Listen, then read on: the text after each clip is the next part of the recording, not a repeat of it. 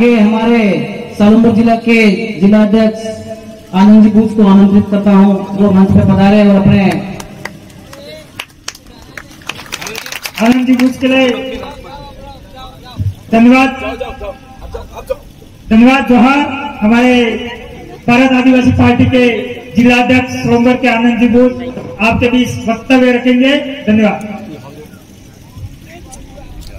भारत आदिवासी party के अधिवेशन में पधारे सभी युवा साथी, माता बहनों और मेरे पिता तुल्य आप सभी को जय जोहार।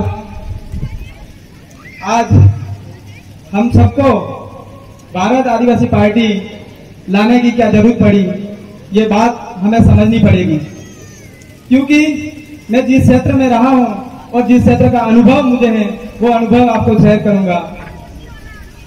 जब मैं फॉरेस्ट की नौकरी करता था तब मैं करीब से मेरे समाज के ऊपर जो अत्याचार होता था वो मैंने करीब से देखा।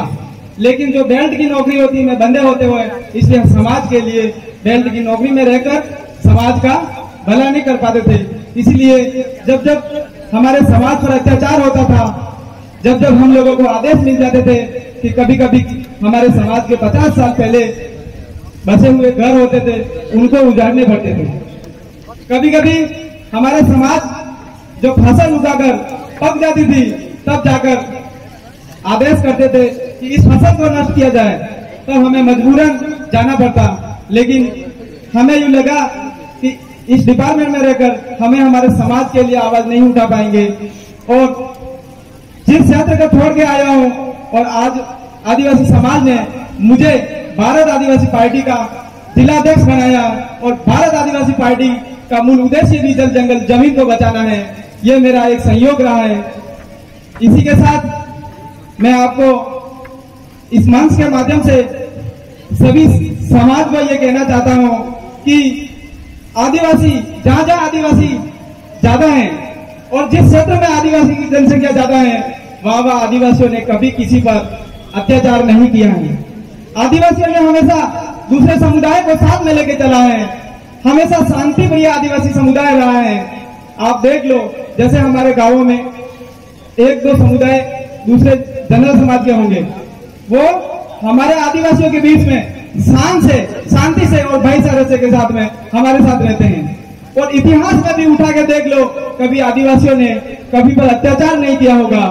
ये बात इस मंच के माध्यम से सर्व समुदाय को कहना चाहता हूं कि भारत आदिवासी पार्टी सबके अधिकारों के लिए आवाज उठाएगी और सभी को साथ में लेकर चलेगी। और भारत आदिवासी पार्टी का जो भी भाई को सिलेक्ट करके आगे भेजेंगे तो सर्व समुदाय को साथ में रहकर उस भाई को जिताना, क्योंकि आदिवासी समुदाय के अंदर, आदिवासी समुदाय के भाइयों के हर व्यक्ति के अंदर वो खून है, वो सबको सम्मान करता है, सबको साथ में लेके चलता है।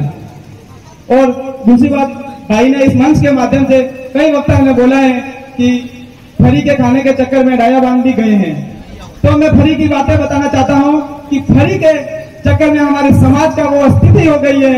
एक समय में राजा थे, आज हम वापस मांगने वाले हो गए।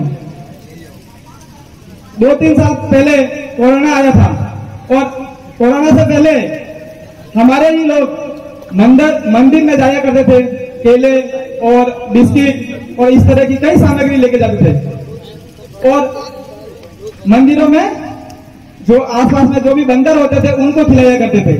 लेकिन एक समय ऐसी कंडीशन आई कि कोरोना आया और सभी लोग जाना बंद कर दिए। अब बंदर की वो हालत हो गई कि उनको खाना नहीं मिल रहा है, और उनको ये पता नहीं है जंगल में भी बहुत सारी खाने की चीज मिलती है। वो धीरे धीरे बंदर की वो हालत हो गई कि वो धीरे धीरे हमारे लसड़िया में भी हुआ, बंदर घर घर आके बैठते थे। तो लोग यूं कहते थे ये तो भगवान है, ये तो भगवान है, हमारे घर पे आए हैं। तो मैं ये कहना चाहता हूं कि उन्होंने फ्री की खाने की आदत पड़ गई थी, उनको नहीं पता जंगल में क्या मिलता है, इसलिए वो घर घर की ठोकर खा रहे थे। तो मैं भी आपको कहना चाहता हूं कि हम इस देश के मालिक हैं, हम इस देश के राजा हैं, हम फ्री का खाना नहीं ले, हम देने वाले हैं, लेने वाले नहीं है। जय जोहार, जय आदिवासी, जय विप्रदेश। हमारे जिलाध्यक्ष ने बहुत अच्छी बात बताई, और दादा ने फॉरेस्ट की नौकरी त्याग करके समाज सेवा के हित में खड़े रहे। दादा को भी धन्यवाद। जोहार। एक बार मंच के माध्यम से सभी को मैं